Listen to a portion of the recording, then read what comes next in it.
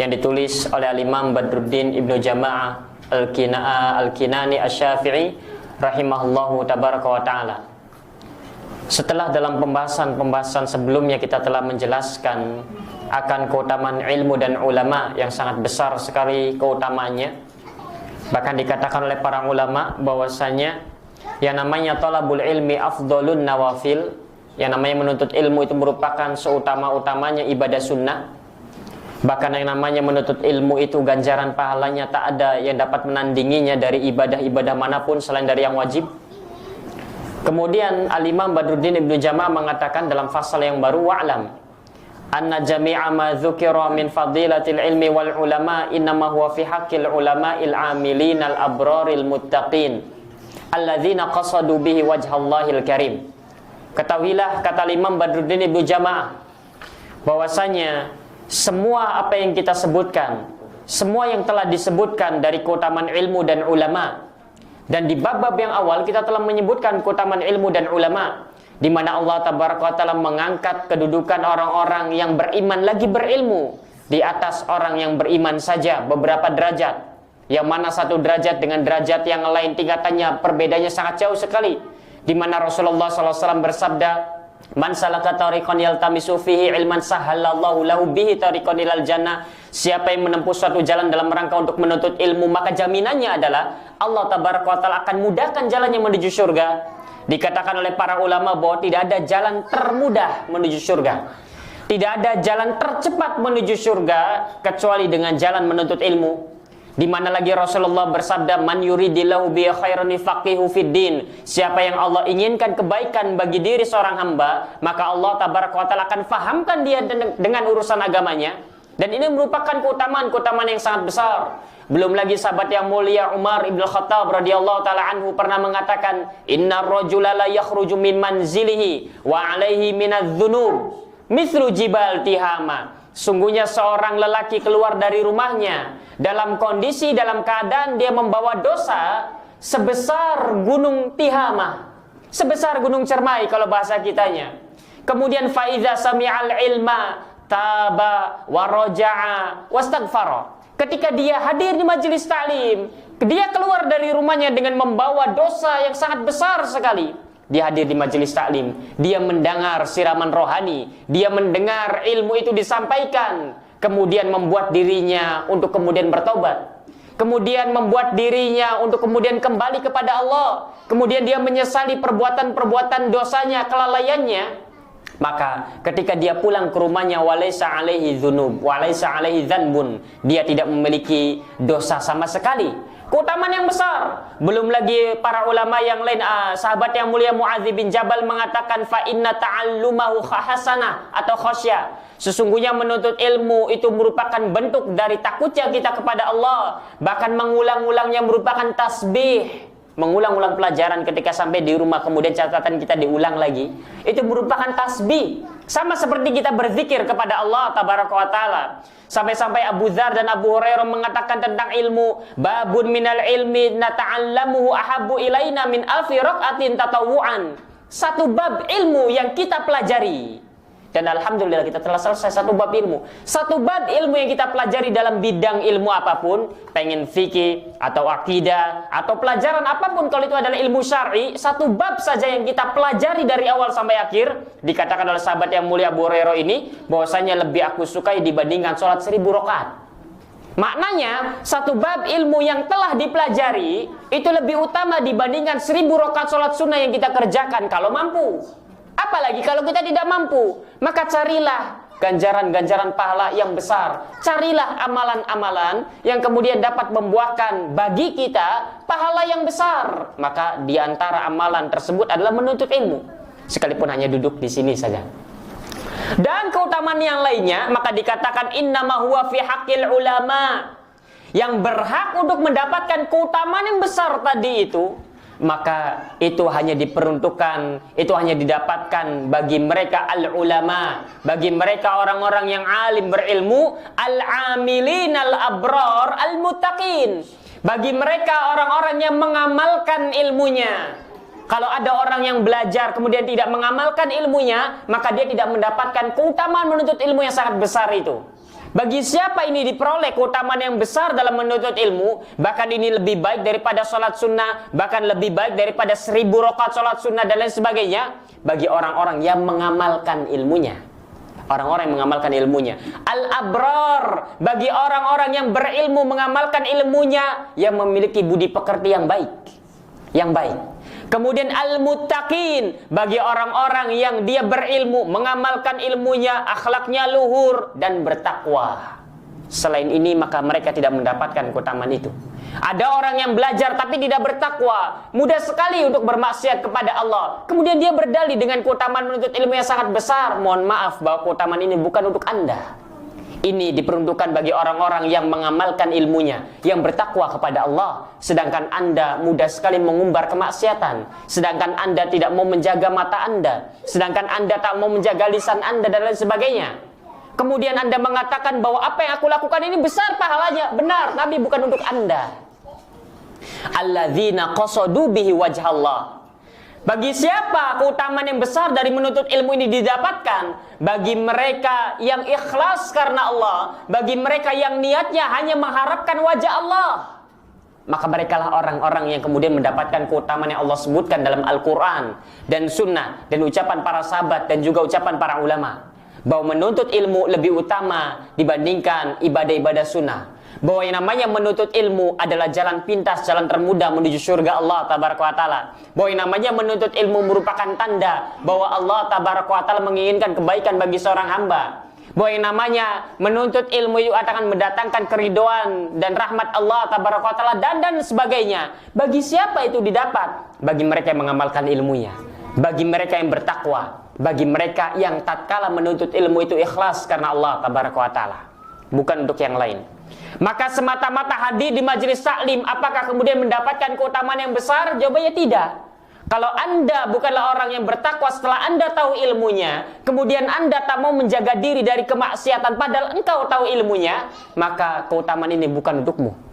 Ketika kemudian seorang tidak ikhlas karena Allah, ketika menuntut ilmunya, saya pengen punya pengikut yang banyak, saya pengen punya jamaah yang banyak, kemudian nanti buka usaha enak lancar karena punya jamaah yang banyak misalkan, maka bukan orang-orang seperti Anda yang kemudian mendapatkan keutamaan yang besar dari menuntut ilmu itu. Wazulfa ladaihi fi jannatin na'im, bagi mereka yang tatkala menuntut ilmu mengharapkan kedekatan dengan Allah Tabaraka wa Ta'ala di surganya.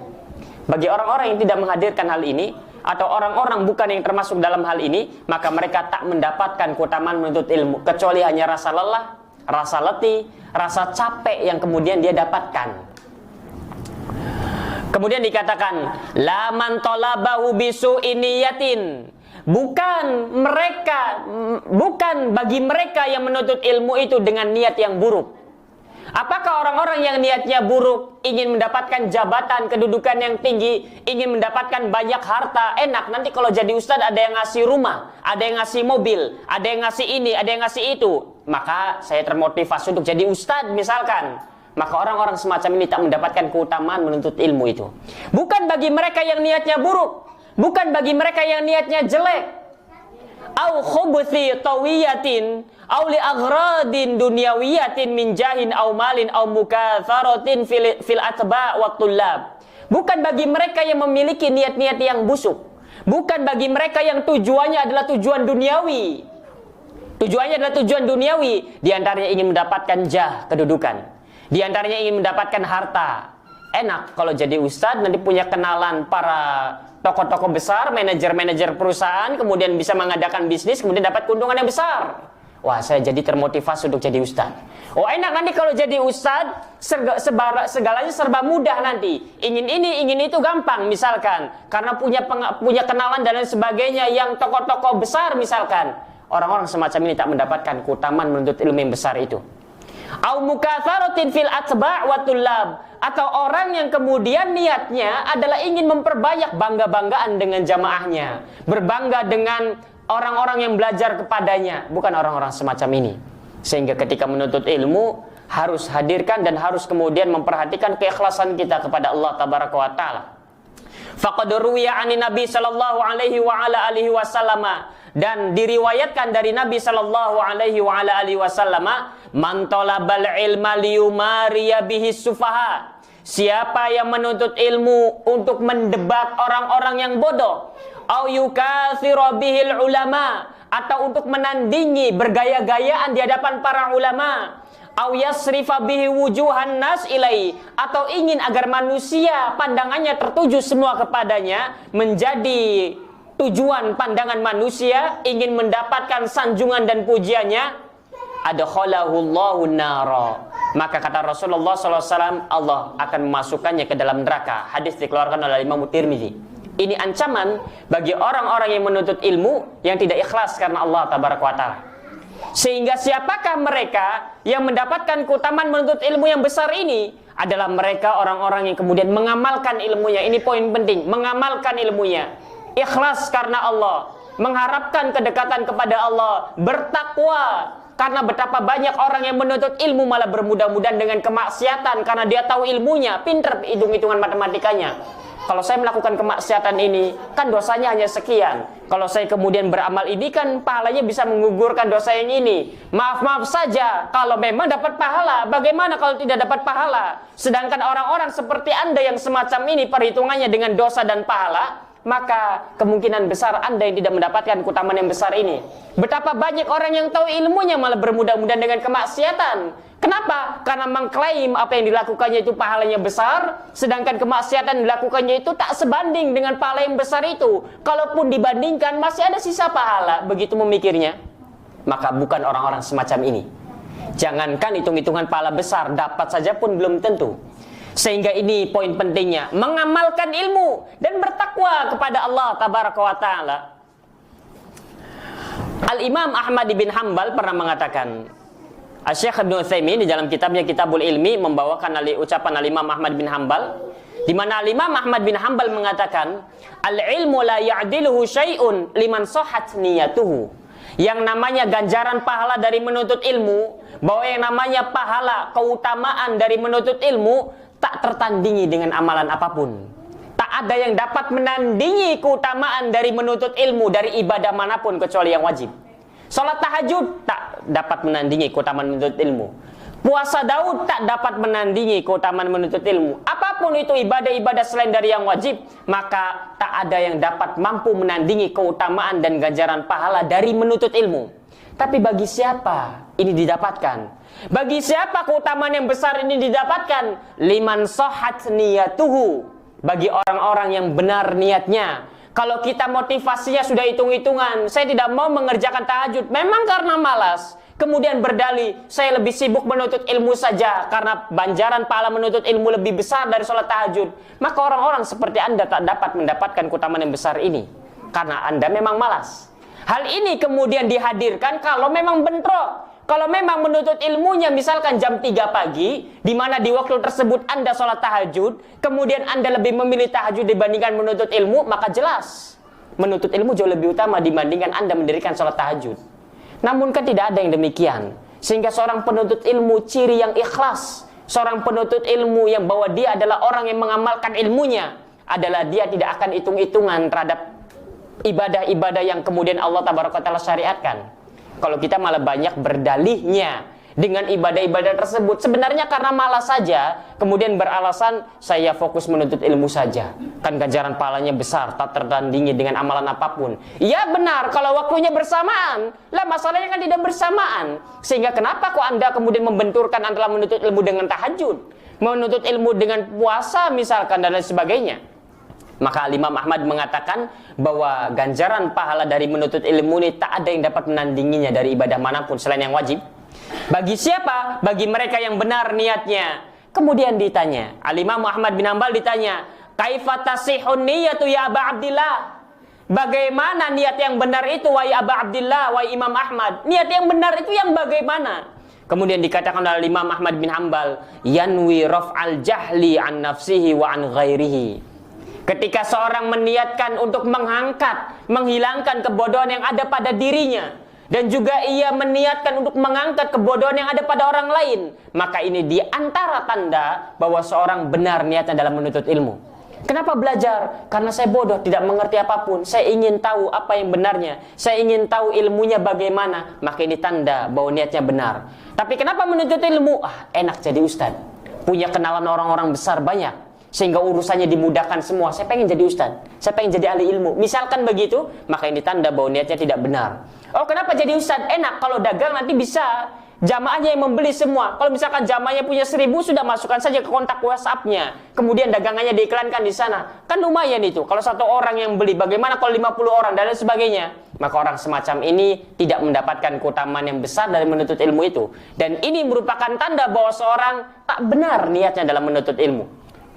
Sehingga di antara tanda bahwa seorang itu benar niatnya, di mana tujuannya adalah dia ingin menghilangkan kebodohan yang ada pada dirinya. Dia ingin mengetahui bagaimana tata cara ibadah yang benar itu. Maka itu merupakan tanda bahwa niatnya itu benar di antaranya. Dan perlu untuk mengetahui bahwa keikhlasan ini sulit. Yang namanya ikhlas dalam menuntut ilmu atau yang namanya ikhlas dalam ibadah itu merupakan perkara yang sulit. Sehingga kita harus berupaya untuk berusaha agar dapat mewujudkan yang namanya keikhlasan ini. Karena bisa jadi kita datang dari rumah ke sini ikhlas karena Allah. Saya benar-benar ingin mendapatkan ilmu. Yang saya cari adalah keridhaan Allah. Yang saya harapkan hanyalah wajah Allah. Saya benar-benar ingin mengangkat kebodohan pada diri ini. Awalnya datang ke sini tidak ada yang dikenalnya. Kemudian sudah berjalan satu pertemuan, dua pertemuan dan lain sebagainya. Akhirnya muncul keinginan, akhirnya muncul rasa ingin dianggap, ingin dikenal, ingin diakui dan lain sebagainya. Maka hati-hati, ini dapat kemudian merusak keikhlasannya. Yang namanya ikhlas itu berat, tak mudah. Bahkan bukan hanya dalam menuntut ilmu, dalam seluruh amalan yang kita kerjakan yang namanya ikhlas itu merupakan perkara yang sulit.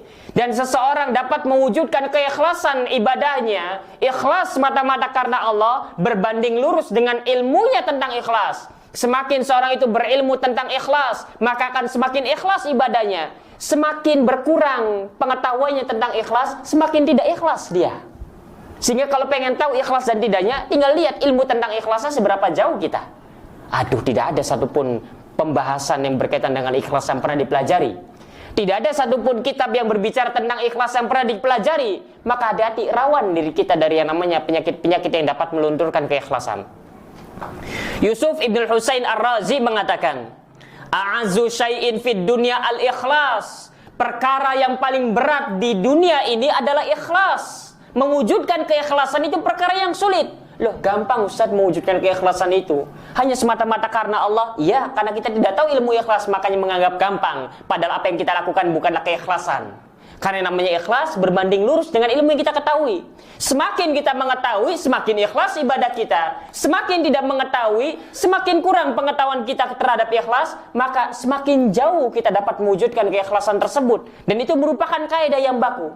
Sama halnya dengan riya, sama halnya dengan sum'ah, sama halnya dengan ujub, sama halnya dengan hasad, sama halnya dengan penyakit-penyakit hati yang lain. Semakin kita mengetahui, mengilmui tentang perkara-perkara tersebut, semakin diri ini jauh dari penyakit-penyakit itu. Namun ketika seorang itu kurang pengetahuannya tentang penyakit-penyakit itu, semakin besar kemungkinannya terjatuh. Sehingga tidak bisa kita mengklaim bahwa kita ini aman dari yang namanya riya. Betapa banyak kita terjatuh ke dalam riya dan kita tidak sadar bahwa itu adalah riya. Sehingga seorang itu sulit mengklaim bahwa seorang itu selamat dari yang namanya ujub. Apalagi kita tidak mengetahui tentang penyakit ujub ini. Apalagi kita tidak mengilmui tentang penyakit ujub ini. Ketika seorang mengklaim bahwa dirinya tidak ujub, ternyata hakikatnya dia terjatuh ke dalam penyakit ujub. Oleh karenanya, a'azu syai'in fid dunya al-ikhlas. Perkara yang paling berat di dunia ini adalah ikhlas. Wa kam ajtahidu fi isqati riya an qalbi wa ka'annahu yanbutu fihi ala launin akhar, kata Imam Yusuf Ibn Husain Ar-Razi. Betapa sering aku berupaya untuk menghilangkan riya dari dalam diriku, ternyata riya itu muncul lagi dalam bentuk yang lain. Ini setingkat Al-Imam Yusuf Ibn Husain. Bagaimana lagi dengan kita? Al-Imam Sufyan Ats-Tsauri sampai mengatakan, ma'alajtu syai'an asyadda alayya min niyati. Tidak ada satupun yang lebih sulit dibandingkan mengobati diriku ini, mengobati niatku ini. Kenapa? Li'annaha tataqallabu alayya. Karena namanya niat ini senantiasa berbolak-balik dalam hatiku. Tidak ada satupun yang lebih sulit untuk aku obati kecuali niatku ini. Kenapa? Karena namanya niat sering sekali berbolak-balik dalam hatiku. Kalau setingkat Al-Imam Sufyan Ats-Tsauri saja mengakui hal ini, mengatakan hal ini, lantas bagaimana lagi dengan kita yang ibadahnya jauh dari mereka? Lantas bagaimana lagi dengan kita yang pengetahuannya sangat jauh dari mereka? Kemudian kita merasa aman-aman saja dari yang namanya penyakit-penyakit hati. Kemudian kita malah mengklaim bahwa ibadah yang kita lakukan ini ikhlas lillahi ta'ala. Misalkan Rasulullah SAW bersabda, waruwiya, dan diriwayatkan di dalam riwayat yang lain, hadis dikeluarkan oleh Imam Abu Daud, ancaman bagi orang-orang yang kemudian dia menuntut ilmu namun tidak ikhlas karena Allah Tabaraka wa Ta'ala. Sehingga masing-masing kita mengintrospeksi diri kita. Apakah yang kita lakukan ini ikhlas karena Allah ataukah tidak?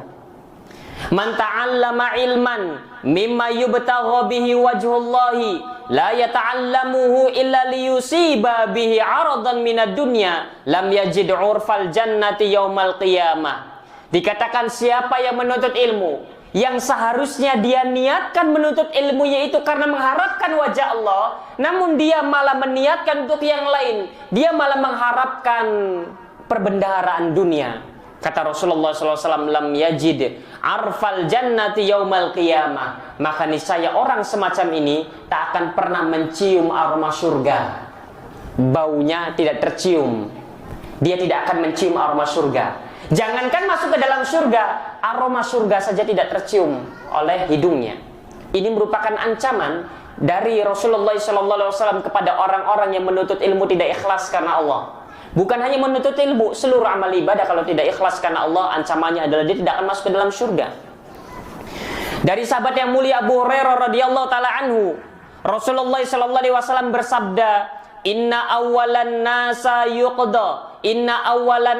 yuqda ya alaihi yaumal qiyamah." Wa dzakara tsalatsa. Rasulullah sallallahu alaihi wasallam di dalam hadis yang dikeluarkan oleh Imam Muslim dan An-Nasa'i menghabarkan kepada kita, sesungguhnya manusia yang pertama kali akan diadili di hadapan Allah Tabaraka wa Ta'ala adalah 3 golongan. Orang yang akan diadili, bahkan orang yang pertama kali akan dicampakkan, dimasukkan ke dalam api neraka dengan cara dilempar, adalah 3 golongan. Bukan hanya masuk ke neraka, dilempar. Bukan hanya dilempar, sebelum masuk ke nerakanya diseret, kemudian baru dilempar, dimasukkan, dicampakkan dalam api neraka. Hanya ada 3 golongan orang. Wa dzakara tsalatsa, kemudian disebutkan 3 golongan itu. Salah satu dari 3 golongan tersebut adalah rajulun, seseorang ta'allamal ilma, yang mempelajari ilmu, yang hadir, yang rajin hadir di majelis taklim. Rajulun ta'allamal ilma, seorang lelaki, seseorang yang rajin hadir di majelis taklim. Ini ancaman buat kita. Wa 'allamahu, dan orang yang mengajarkan ilmu. Ini ancaman buat saya pribadi. Wa qara al-Qur'an, dan orang yang membaca Al-Qur'an. Di antara 3 golongan orang yang akan diadili pertama kali di hadapan Allah Tabaraka wa Ta'ala, yang pertama kali akan dicampakkan ke dalam api neraka dengan cara dilempar, sebelumnya diseret dulu, salah satunya adalah orang yang belajar, orang yang hadir majelis taklim, orang yang menyampaikan ilmu, orang yang mengajarkan ilmu, orang yang berdakwah, orang yang berceramah, orang yang mengisi kajian, orang yang membaca Al-Qur'anul Karim. Mereka ini adalah salah satu dari 3 golongan orang yang akan pertama kali diadili. Kemudian dikatakan oleh Rasulullah sallallahu alaihi wasallam, fa'utiya bihi, orang-orang ini kemudian dihadirkan di hadapan Allah Tabaraka wa Ta'ala, diadili oleh Allah Tabaraka wa Ta'ala. Kemudian fa'utiya bihi, Allah Tabaraka wa Ta'ala fa'arrafahu ni'amahu, Allah Tabaraka wa Ta'ala menunjukkan nikmat-nikmatnya, memperkenalkan kepada mereka nikmat-nikmatnya selama di dunia. Allah memberikan kesehatan, Allah memberikan waktu luang, Allah memberikan harta, Allah memberikan ini, Allah memberikan penglihatan, Allah memberikan pendengaran, semua nikmat-nikmatnya Allah sebutkan satu-satu kepadanya. Kemudian orang ini mengatakan fa'arafaha, kemudian orang ini pun mengakuinya, orang ini mengetahuinya bahwa segala nikmat itu adalah pemberian dari Allah Tabaraka wa Ta'ala. Kemudian Allah tanya, fama amilta fiha, lantas apa yang telah engkau lakukan terhadap nikmat-nikmat yang aku berikan? Aku telah memberikan kepadamu usia, aku telah memberikan kepadamu harta, aku telah memberikan kepadamu nikmat sehat, aku telah memberikan kepadamu dapat melihat, mendengar, dan lain sebagainya, berbagai nikmat itu. Allah tanya, orang ini, Allah tanya, apa yang telah engkau gunakan nikmatku ini? Kemudian orang ini pun mengatakan, ta'allamtu fikal ilma. Aku gunakan nikmat-nikmatmu itu untuk belajar, untuk menuntut ilmu. Sebagaimana kita hadir di sini, kita gunakan nikmat saat ini untuk hadir di majelis taklim. Sebagaimana kita hadir di sini, kita gunakan nikmat mendengar, nikmat melihat, nikmat kesehatan, nikmat waktu luang, nikmat harta yang kita punya untuk menuntut ilmu. Sama persis seperti orang ini. Ini sudah masuk Isya? Belum. Berapa menit lagi? 20. Baik. Kemudian orang ini pun mengatakan, aku menggunakan nikmatmu itu ya Allah untuk hadir di majelis taklim. Aku gunakan nikmatmu itu ya Allah untuk belajar. Wa 'allamtuhu, aku gunakan nikmatmu itu ya Allah untuk mengajar, untuk berdakwah ke sana kemari pagi siang sore malam, pagi siang sore malam. Setiap hari sibuk dakwah, setiap hari pergi dari satu daerah ke daerah yang lain dengan mengorbankan jiwanya, dengan mengorbankan waktunya, dengan mengorbankan kebersamaannya dengan keluarga. Aku gunakan ini semua untukmu ya Allah. Aku gunakan nikmat ini untuk menyebarkan ilmu. Wa qara'tu fikal Qur'an. Aku gunakan nikmat yang kau berikan untuk membaca Al-Quran. Kemudian Allah Tabaraka wa Ta'ala mengatakan, kadzabta, kamu dusta, engkau berdusta. Kemudian Allah Tabaraka wa Ta'ala mengatakan, walakin ta'allamta liyaqal alimun. Sebenarnya engkau itu hadir di majelis taklim. Sebenarnya engkau itu belajar ke sana kemari, belajar bahasa Arab, belajar tahsin, belajar mustalah, belajar ini dan lain sebagainya. Semua kajian didatangi agar engkau dipanggil bahwa engkau adalah seorang yang alim, agar engkau dipuji oleh manusia, agar engkau diakui oleh manusia, agar orang-orang kemudian mengenalmu. Engkau itu sebenarnya dusta. Ucapanmu bahwa aku belajar adalah karenamu ya Allah itu dusta. Dan sesungguhnya Allah Tabaraka wa Ta'ala Maha mengetahui apa yang ada di dalam hati kita. Bisa jadi orang yang ada di hadapan jamaah sekalian ini berbicara bukan karena Allah, karena menginginkan sesuatu yang lain, hanya saja nampak seakan-akan Masya Allah kalimat-kalimatnya. Bisa jadi kita yang hadir di sini sebenarnya karena menginginkan yang lain, karena ingin dianggap, karena ingin dilihat, karena ingin ini dan itu dan sebagainya. Dan Allah Tabaraka wa Ta'ala Maha mengetahui isi hati kita. Wa qara'tu liyuqal wa qara'ta liyuqal qari. Engkau membaca Al-Quran itu agar engkau dikatakan bahwa engkau adalah seorang qari, seorang yang bacanya Masya Allah, seorang yang bacaan Al-Qurannya hingga membuat hati ini kemudian bergetar, hingga membuat air mata ini berlinang. Di hadapan Allah semuanya akan tersingkap. Seorang dengan lisannya mengatakan, aku hadir di majelis taklim karenamu ya Allah. Aku membaca Al-Quran, aku menghafal Al-Quran, aku belajar bacaan Al-Quran karenamu ya Allah. Namun siapa yang tahu isi hati kita? Allah Tabaraka wa Ta'ala Maha mengetahui isi hati kita. Faqad qil, dan engkau telah mendapatkan pujian tersebut. Engkau ingin disanjung, engkau telah mendapatkannya. Engkau ingin dikatakan bahwa engkau adalah orang yang berilmu, engkau telah mendapatkannya. Engkau ingin dikatakan bahwa engkau adalah seorang qari misalkan, engkau telah mendapatkannya. Ini pelajaran bagi kita bahwa tidak harus orang-orang yang tidak ikhlas dalam beribadah, tidak harus orang-orang yang tidak ikhlas dalam beramal, tidak harus orang-orang yang tidak ikhlas dalam menuntut ilmu kemudian mereka tidak mendapatkan. Mereka tidak mendapatkan ilmu, mereka tidak mendapatkan ibadah, mereka tidak mendapatkan hafalan Quran. Ada orang yang menghafal Quran niatnya buruk kemudian tidak mendapatkannya. Tidak harus. Terkadang seorang yang niatnya busuk sekalipun dia mendapatkan apa yang diinginkannya dari ilmu. Terkadang seorang niatnya buruk kemudian dia menghafal Quran karena motivasi dunia dan dia mendapatkan hafalan Al-Quran tersebut dan dia mendapatkan dunia. Sehingga ini merupakan ancaman. Sehingga jangan pula kegeeran ketika kita mendapatkan sesuatu dari ilmu. Masya Allah, saya mengerti ilmu ini. Kenapa? Karena saya ikhlas. Tidak, karena orang yang tidak ikhlas pun mendapatkan ini. Masya Allah, buah karena keikhlasan maka saya hafalannya banyak, hafalan saya kuat. Tidak, karena orang yang tidak ikhlas pun mereka mendapatkannya. Sehingga tidak harus bagi orang-orang yang tidak ikhlas kemudian tidak mendapatkannya. Karena di sana ada orang yang tidak ikhlas dan mereka mendapatkannya. Sehingga ini harus berhati-hati. Jangan sampai kemudian kita berbangga dengan apa yang kita miliki. Kadang-kadang kita begitu, oh ini barangkali saya kurang ikhlas, misalkan akhirnya diuji. Kemudian ternyata kita mendapatkannya, akhirnya terlalu pede, oh ini buah dari keikhlasan kita. Tidak, karena di sana ada orang-orang yang tidak ikhlas dan mendapatkan apa yang mereka inginkan, baik dari ilmu ataukah dari dunia sekalipun. Sehingga tidak ada jaminannya. Sehingga kapan kita mengetahui bahwa kita ini ikhlas atau tidak? Manakala kita berjumpa dengan Allah Tabaraka wa Ta'ala. Sehingga para ulama mengatakan bahwa yang namanya ikhlas merupakan syarat. Syartun tatabu'iyun. Bahwa yang namanya ikhlas merupakan syarat yang harus senantiasa mengikuti, mengiringi kita. Kalau kita beramal, maka mempersiapkan keikhlasannya bukan saat sebelum beramal saja. Namun saat sebelum beramal dan saat beramal dan saat setelah beramal harus kita jaga keikhlasan tersebut. Karena kita bisa mengetahui bahwa kita benar-benar ikhlas Allah. Karena itu merupakan saat di mana kita tak perlu lagi menjaganya. Selagi kita hidup di dunia, sekalipun amal sudah kita kerjakan 50 tahun yang lalu, wajib dijaga keikhlasannya. Sehingga ini yang harus diperhatikan terkait dengan masalah ini. Fasuhiba ala wajhihi hatta ulqiya finnar. Kemudian orang ini diseret dalam kondisi kakinya dipegang oleh malaikat, kemudian wajahnya kemudian terkena aspal, terkena tanah. Diseret terus dalam kondisi semacam itu, wajah di tanah, kemudian dilemparkan ke dalam api neraka. Dilemparkan ke dalam api neraka. Ini ancaman bagi orang-orang yang hadir di majelis ta'lim namun tidak ikhlas karena Allah. Ini ancaman bagi para ustadz, bagi para dai, bagi orang-orang yang menyampaikan ilmu, bagi para khutbah yang mereka menyampaikan nasihat-nasihat. Namun mereka mengucapkan itu semua, mengajarkan manusia ilmu, tidak ikhlas karena Allah Tabaraka wa Ta'ala. Ingin dipuji bahwa Masya Allah, Ustadz ini retorikanya Masya Allah. Ingin dipuji bahwa kalimat-kalimatnya sampai menghujam ke dalam lubuk hati yang terdalam, hingga tak tahan, kemudian mata ini berlinangan air matanya. Kemudian juga ini ancaman bagi mereka yang membaca Al-Quranul Karim, yang menghafalkan Al-Quranul Karim, namun motivasinya bukan ikhlas karena Allah, namun karena dia menginginkan sesuatu yang lain. Ini ancamannya. Dan terkadang jangan kemudian difahami bahwa orang yang tidak ikhlas maka dia tidak akan mendapatkan apa yang diinginkannya.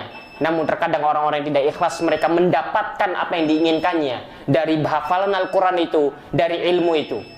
Apalagi Al-Imam Mudzabi menceritakan kisah yang sangat mengerikan sekali terkait dengan orang-orang semacam ini. Ini salah satunya. Dua di antaranya yang lain, ini baru satu. Mereka yang belajar, mereka yang menyampaikan ilmu, mereka yang membaca Al-Quran. Dua di antaranya adalah mereka yang berinfak dan bersedekah.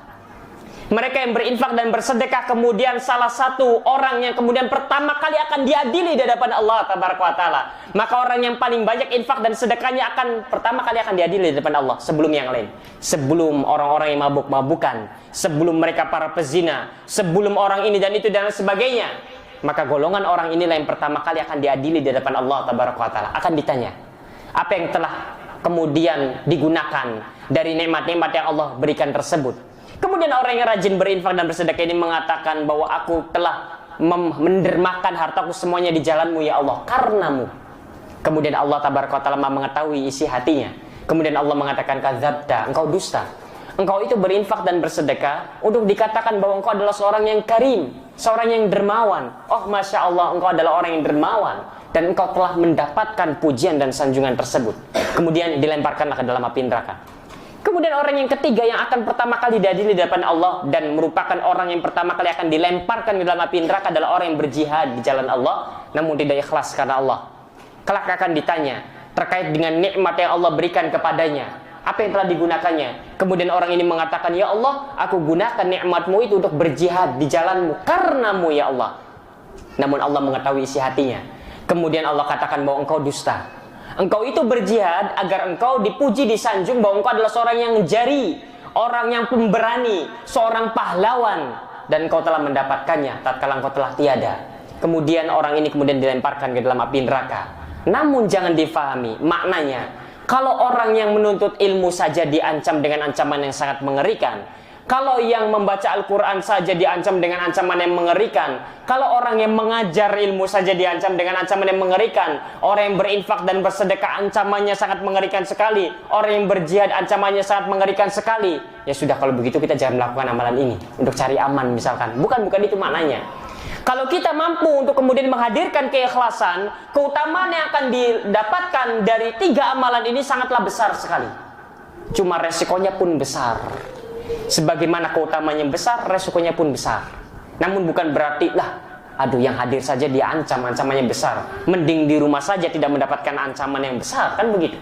orang yang duduk di rumah tidak mendapatkan ancaman besar ini. Ini kan tertuju bagi orang yang menuntut ilmu misalkan. Bukan itu maknanya. Namun kalau seorang itu bisa menjaga keikhlasannya, maka keutamanya akan jauh lebih besar ia dapatkan. Jauh lebih besar ia dapatkan. Sehingga ini yang harus kemudian diperhatikan terkait dengan keikhlasan ini.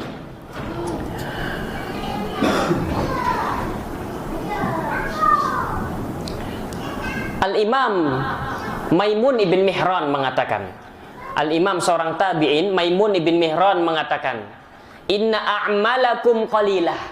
Sesungguhnya amalan kalian ini sangat sedikit sekali. Ketika kita membanggakan amalan kita, ketahuilah bahwa amalan yang kita banggakan ini tidak ada apa-apanya dengan para salaf dahulu. Al-Imam Ahmad bin Hanbal biasanya setiap hari mengerjakan sholat sunnah itu 300 rakaat.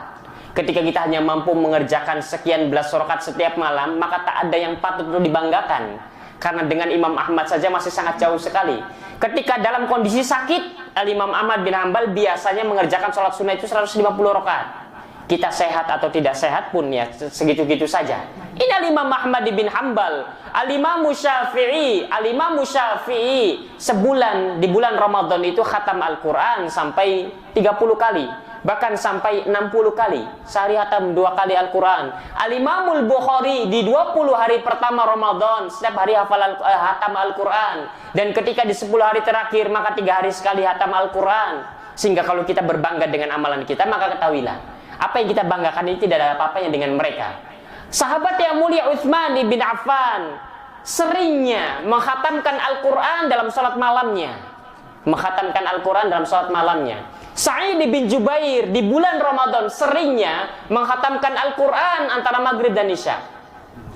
Antara maghrib dan isya khatam Quran bisa tidak? Ini Sa'id bin Jubair. Dan bukan hanya Sa'id bin Jubair, seorang tabi'in. Di antara mereka pun ada yang melakukan yang sama lagi. Menghatamkan Al-Quran di antara maghrib dan isya. Di antara mereka ada yang menghatamkan Al-Quran selama bulan Ramadan 100 kali. 100 kali. Berarti sehari 3 kali. 100 kali. Maka kalau amalan kita semacam ini, jangan berbangga dulu dengan amalan kita. Oleh karenanya Maimun bin Mihran mengatakan, inna a'malukum qalilah. Sesungguhnya amalan kalian ini sedikit sekali. Oh enggak Ustaz, saya banyak Ustaz. Saya berinfak bersedekah tak terhitung berapa jumlahnya. Saya sholat malam tak terhitung bagaimana panjangnya. Tak ada bandingannya dengan apa yang dilakukan oleh para salaf. Saya membaca Al-Quran itu tak terhitung berapa ayat yang saya baca. Ini khatam Quran antara maghrib dan isya. Nah itu bagaimana bisa ceritanya? Memang bisa antara maghrib dan isya khatam Quran bisa. Kalau dulu biasanya sholat isya itu diakhirkan. Kalau maghribnya jam 6, biasanya nanti sholat isyanya itu jam 12, jam 1. Dan untuk menghatamkan Al-Quran itu, kalau seperti mereka, cukup 5-6 jam saja khatam Al-Quran. Mereka kan sudah fasih. Baca saja dengan bacaan yang cepat, hadir, itu 6 jam selesai. Dan itu ada, di YouTube itu ada, khatam Quran 6 jam. 7 jam kurang sedikit. Berarti kan bisa. Kalau sehari berarti bisa berapa kali khatam? 4 kali pun bisa. 4 kali pun bisa, apalagi mereka. Sehingga kalau kita ingin membanggakan ibadah kita, maka sangat jauh sekali. Bahkan dikatakan ideal pun kalau di hadapan mereka sangat jauh sekali. Oleh karenanya Maimun bin Mihran mengatakan, inna a'malakum qalilah. Sesungguhnya amalan kalian ini sedikit sekali. Masya Allah, saya bisa hadir setiap hari di majelis taklim. Masih sedikit. Al-Imam Nawawi 12 mata pelajaran setiap harinya hadir. Jadi kalau sehari ada 12 majelis taklim, Imam Nawawi itu hadir semuanya setiap hari.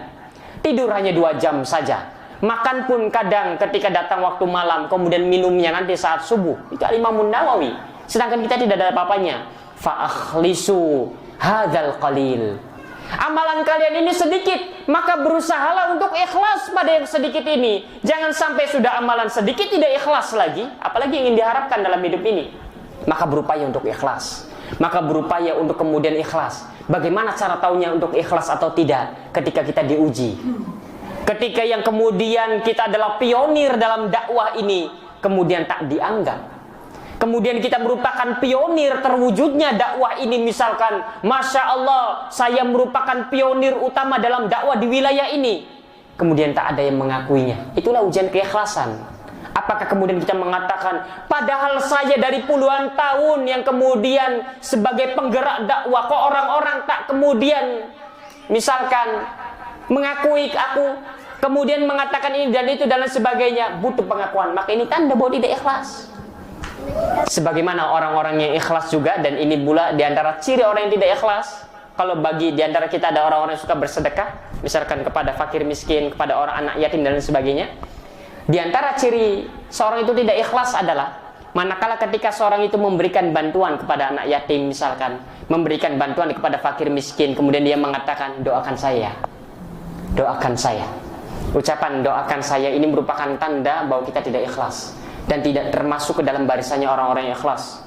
Dalam surat Al-Insan Allah Tabaraka wa Ta'ala berfirman menyebutkan tentang keadaan orang-orang mukmin, orang-orang beriman, innama nut'imukum liwajhillah la nuridu minkum jazaan wala syukura. Sesungguhnya aku memberikan makan kalian ini semata-mata ikhlas karena Allah, hanya mengharapkan wajah Allah Tabaraka wa Ta'ala semata. Aku tak mengharapkan jaza balasan atau hanya sekedar ucapan syukron saja. Bayangkan. Kemudian Syekhul Islam Ibn Taimiyah mengatakan di antara faedah dari ayat ini adalah kalau ada seorang itu yang memberikan kepada fakir miskin, kemudian dia mengatakan tolong doakan aku, maka dia tidak termasuk ke dalam ayat yang mulia ini. Tandanya dia bukanlah orang yang ikhlas. Jangankan meminta doa, minta ucapan syukron saja. Kok kamu sudah dibantu ucapan syukron saja tidak? Ini tanda bahwa kita tidak ikhlas. Sehingga ketika seorang itu membantu anak yatim, membantu fakir miskin, urusannya kita dengan Allah. Tak peduli apakah dia mengucapkan syukron, tak peduli apakah kemudian seorang ini memberikan balasan kepada kita suatu hari nanti, tak peduli apakah kemudian dia mendoakan kita atau tidak, urusannya kita dengan Allah. Dan jangan kemudian kita mengatakan kok kenapa ucapan syukron saja tidak. Ini tanda bahwa kita tidak ikhlas. Dan betapa banyak orang yang memberi kemudian dia mengharapkan yang lebih dari ini. Ini merupakan tanda tidak ikhlas dan ini harus diketahui. Berbeda halnya kalau kita tidak memberi, kemudian kita berjumpa dengan fakir miskin, tolong doakan saya, itu tidak masalah. Atau dia memberi, kemudian di pertemuan berikutnya dia mengatakan, tolong doakan saya. Yang harus digarisbawahi adalah tatkala memberi, kemudian meminta doa darinya. Ini tanda tidak ikhlas dan harus dihindari. Karena tidak termasuk ke dalam ayat yang tadi. Itu kata Syekhul Islam Ibn Taimiyah rahimahullah ta'ala. Sedikit lagi, wa an Hammad ibn Salamah man talabal haditha li ghairillahi ta'ala mukira bihi. Siapa yang menuntut ilmu, siapa yang mempelajari hadis Rasulullah sallallahu alaihi wasallam bukan karena Allah tabaraka wa taala, tidak ikhlas karena Allah tabaraka wa taala, mukira bihi, maka ini akan menjadi malapetaka, akan menjadi mara bahaya, akan menjadi musibah baginya. Jelas ini yang akan dapat menyeretnya ke dalam api neraka nantinya. Wa an Bishr, Al-Imamu Bishr mengatakan auhallahu ila Dawuda, Allah tabaraka wa ta'ala mewahyukan kepada Nabi Allah Dawud, la taj'al baini wa bainaka aliman maftunan. Janganlah engkau Daud menjadikan antara aku denganmu seorang alim, seorang yang berilmu, maftunan, yang terfitnah dengan dunia. Jangan mengkader orang-orang semacam ini. Jangan jadikan antara aku dengan dirimu itu para ulama yang terfitnah dengan dunia. Aliman maftunan, seorang alim yang terfitnah dengan dunia. Apa ada? Ada. Apa ada? Banyak juga. Fayasudaka bisukrihi an mahabbati, karena orang-orang semacam ini akan menghalangi antara engkau dengan kecintaanku.